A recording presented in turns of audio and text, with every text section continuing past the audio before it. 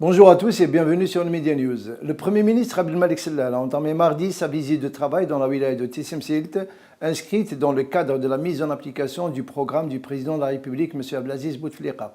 Accompagné d'une importante délégation ministérielle, M. Sellal passera en revue, lors de cette visite d'une journée, l'état d'avancement des programmes en cours de réalisation dans la wilaya, concernant notamment les secteurs de l'habitat, des ressources en eau, de l'enseignement supérieur, des transports et des travaux publics.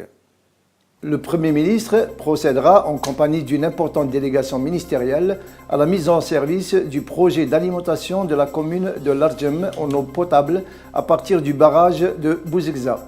Il inaugurera au chef-lieu de Wilaya une station d'épuration des eaux usées et s'enquérera du projet de réalisation de 2000 places pédagogiques dans le cadre de l'extension du centre universitaire de la capitale de l'Ouarsonis, où 65% de sa superficie sont couverts de montagnes pour une population de plus de 320 000 habitants. Dans le cadre de la coopération algéro-tunisienne, le ministre de l'Habitat, de l'Urbanisme et de la Ville, M. Abdelmajid Tebboune, s'est entretenu hier à Alger avec l'ambassadeur de Tunisie, Mohamed Najib Hachana, sur les voies et moyens de renforcer la coopération et le partenariat entre l'Algérie et la Tunisie dans le cadre du bâtiment, indique un communiqué du ministère. Selon le communiqué, cette rencontre s'inscrit dans le cadre du renforcement des relations bilatérales, l'échange des expériences, la concertation et la coordination dans le domaine du bâtiment et des équipements publics, ajoute le communiqué. L'ambassadeur tunisien a souligné la volonté de la Tunisie d'entretenir avec l'Algérie une coopération durable, de tirer profit de son expérience pionnière dans le domaine du bâtiment. Pour sa part, M. Tebboune s'est félicité de la coopération entre la Tunisie et l'Algérie dans le secteur de l'habitat, l'urbanisme, la ville, les équipements publics, conclut le communiqué.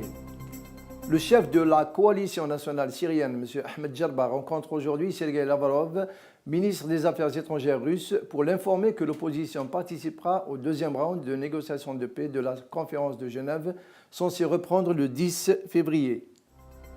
Les principaux thèmes des discussions avec le chef de la diplomatie russe seront l'acheminement d'une aide humanitaire dans les villes syriennes, la libération des détenus de prison syriennes et la formation d'un gouvernement de transition en Syrie, a déclaré à RIA Novosti, le porte-parole de la coalition d'opposition syrienne. Le Premier ministre turc Tayyip Erdogan a déclaré qu'il est inconcevable que son gouvernement accepte l'existence d'une entité parallèle au sein de l'État. Allusion faite à la confrérie dirigée par le prédicateur musulman Fethullah Gülen, qui a orchestré la révélation du scandale de corruption qui a ébranlé son gouvernement pour tenter de le mener à la chute. Les remarques d'Erdogan sont venues suite à des accusations de certains milieux dans le gouvernement, partisans de Fethullah Gülen, qui sont dans l'appareil judiciaire et de la sécurité pour former un État parallèle. Ils sont accusés d'être derrière la fusillade récente dans le but de renverser le gouvernement Erdogan.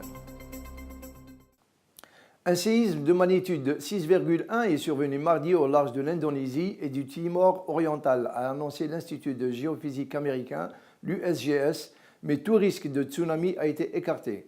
Le séisme a eu lieu à 7h36 à l'extrême est de l'archipel indonésien et à 318 km de Dili, la capitale du Timor oriental, a précisé l'USGS. L'épicentre se situe à une profondeur de 18 km. Le centre d'alerte au tsunami dans le Pacifique n'a pas diffusé d'avertissement. Aucun dégât ni victime n'a été signalé. L'Indonésie se trouve sur la ceinture de feu du Pacifique, une zone où des plaques tectoniques se heurtent, ce qui provoque une activité sismique et volcanique fréquente. C'était la dernière information de notre flash. Merci de nous avoir suivis. Excellente journée à vous. Au revoir.